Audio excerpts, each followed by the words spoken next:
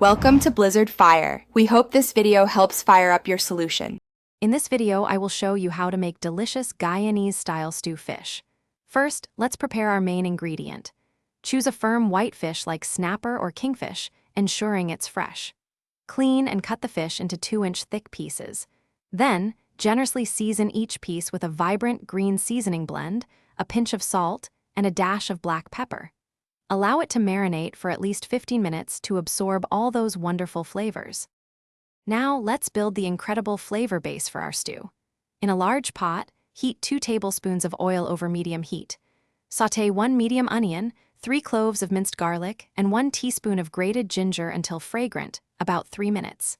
Next, add 1 diced tomato and 1 bell pepper, cooking until they soften.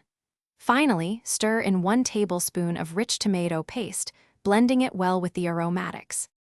With our flavor base ready, it's time to bring the stew together. Pour in 2 cups of water or fish stock, bringing the mixture to a gentle boil.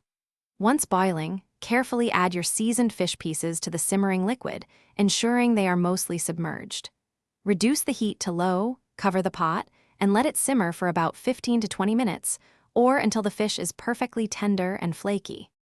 Almost done. For an authentic Guyanese kick, stir in 2 to 3 fresh wiri peppers, or a dash of your favorite hot sauce, adjusting to your preferred spice level.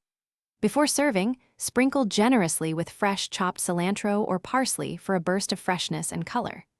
This flavorful stew fish is best enjoyed hot, alongside fluffy steamed rice, warm roti, or boiled provisions. Thanks for watching. If you found this helpful, don't forget to like and subscribe.